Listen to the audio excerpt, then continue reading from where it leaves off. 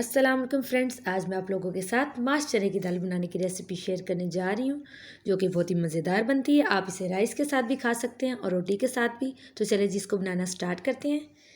1 cup मैंने चने की दाल लिया और 1 कप माश की मैंने छिलकों वाली दाल लिया। इन दोनों का मिक्स करेंगे। ये दोनों आपने बराबर क्वांटिटी में लेनी है और इनको साफ़ करके मिक्स कर लेना है। अब हम एक बड़ी साइज़ की देगची लेंगे और दोनों दालों को वॉश करके इस देगची में ऐड करेंगे। और दालों को धोना बहुत ज़रूरी होता है, इसलिए मैंने इसको अच्छे से वॉश कर लिया है। अब मैं इसे ऐड करूँगी 2 लीटर पानी।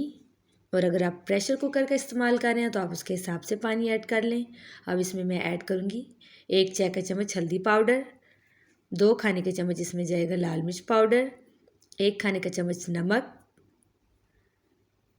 और 10 से 12 जब ये मैंने लहसुन के लिए हैं वो ऐड करेंगे। 1 खाने का चम्मच अदरक की पेस्ट ऐड करेंगे। 1 खाने का चम्मच ये हरी मिर्चों की पेस्ट ऐड करेंगे। इन सारी चीज़ों को ऐड करने के बाद हम फ्लेम को ऑन करेंगे। पहले हमने इसको हाई फ्लेम पे पकाना है। जब इसमें उबाल आना स्टार्ट हो जाएगा तो हम फ्लेम को मीडियम कर देंगे और मीडियम फ्लेम पे हमने इसको 10 मिनट तक पकाना है।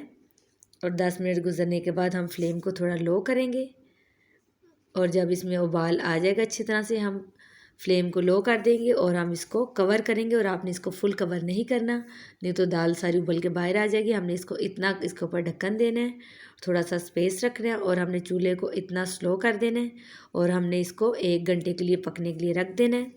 1 घंटा गुजरने के बाद हम चेक करेंगे। माश चने की दाल बन के रेडी हो चुकी हुई है और अब हम इसके लिए तड़का तैयार करेंगे। और तब तक हम फ्लेम को ऑफ़ कर देंगे और हम इसके तड़का बनाने के लिए जिन चीज़ों की ज़रूरत है वो हम देख लेते हैं।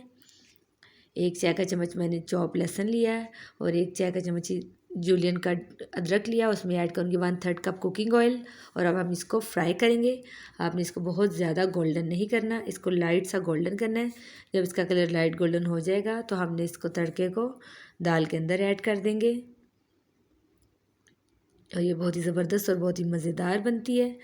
और आप इसको राइस के साथ भी सर्व कर सकते हैं और रोटी के साथ भी सर्व कर सकते हैं। मैं इसे डिश आउट करती हूँ और फिर मैं ये आपको दिखाती हूँ।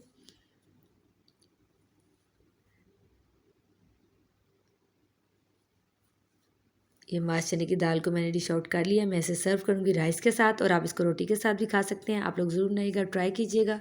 इंशाल्लाह फिर मिलेंगे किसी नेक्स्ट रेसिपी में। Stay safe. Thanks for watching my video. आप मेरे चैनल को सब्सक्राइब करें, लाइक करें एंड शेयर करें और बेल आइकन का बटन भी प्रेस कर दीजिए ताकि मेरी आने वाली हर वीडियो आपको सबसे पहले मिल सके। Thank you.